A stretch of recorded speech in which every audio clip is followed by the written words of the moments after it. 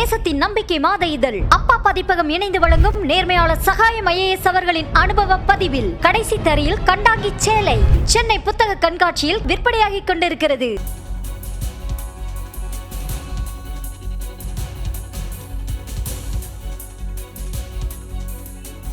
வணக்கம். தமிழக வெற்றி கழகத்தின் முக்கிய ஆலோசனை கூட்டமானது இன்று பனையூரில் இருக்கக்கூடிய கட்சி அலுவலகத்தில் நடைபெற்றது. இதில் தேர்ந்தெடுக்கப்பட்டிருக்கக்கூடிய மாவட்ட செயலாளர்கள் அடுத்த வாரம் நடிகர் விஜய் அவர்களை தனித்தனியாக சந்தித்து ஆலோசனை நடத்த இருக்கின்றனர்.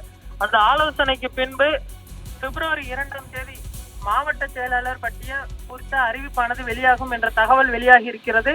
இன்றைய தினம் பனையூரில் இருக்கக்கூடிய தமிழக வெற்றி கழகத்தின் அலுவலகத்தில் கட்சியின் பொதுச் செயலாளர் புசி ஆனந்த் அவர்கள் தலைமையில் கட்சியின் பொதுச் செயலாளர்களை பார்த்தோமேனால் தேர்ந்தெடுக்கப்பட்டிருக்கிறார்கள்.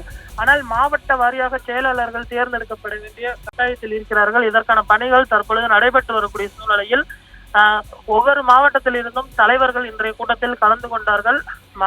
கட்சியின் கூட்டமானது இன்று நடைபெற்றது. இதில் தொகுதிக்கு 2 மாவட்ட செயலாளர்கள் வீதம் இதில் தேர்ந்தெடுக்கப்பட இருக்கிறார்கள். மொத்தமாக 100க்கும் மேற்பட்ட மாவட்ட செயலாளர்கள் இன்றைய கூட்டத்தில் தேர்ந்தெடுக்கப்படுவார்கள் என்ற தகவலானது வெளியாகி இருக்கிறது. அவர்கள் அடுத்த வாரம் நடிகர் விஜய் அவர்களை சந்தித்து தனித்தனியாக ஆலோசனை நடத்துவார்கள் என்ற தகவலும் வெளியாகி இருக்கிறது.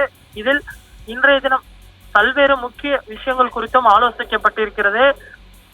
வியூக அமைப்பாளர் ஜான் ஆரோக்கியசாமி தாவேக நிர்வாகிகளுடன் பேசிய ஆடியோ வெளியான நிலையில் இன்றைய தினம் ஒரு அவசர ஆலோசனை கூட்டமானது நடைபெற்றது. இந்த அவசர ஆலோசனை கூட்டத்தில் பல்வேறு முக்கிய விஷயங்கள் குறித்தும் நிர்வாகிகள் ஒத்துழைப்பு பங்களிப்பு குறித்து பல்வேறு முக்கிய விஷயங்கள் குறித்தும் ஆலோசிக்கப்பட்டது.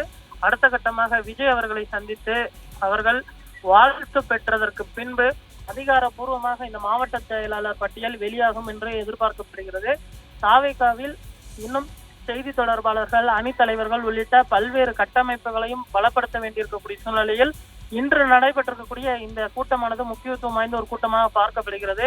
கட்சியின் பொதுச் செயலாளர் புசி ஆனந்த் அவர்கள் செய்தியாளர்களை சந்திக்க மறுத்துவிட்டார்.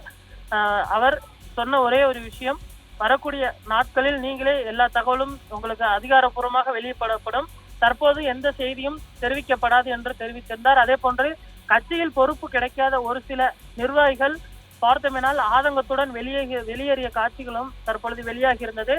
அடுத்து வரக்கூடிய நாட்கள் தாவேகாவிற்கு ஒரு முக்கியமான நாட்களாக அமையும் என்பதில் சந்தேகம் இல்லை.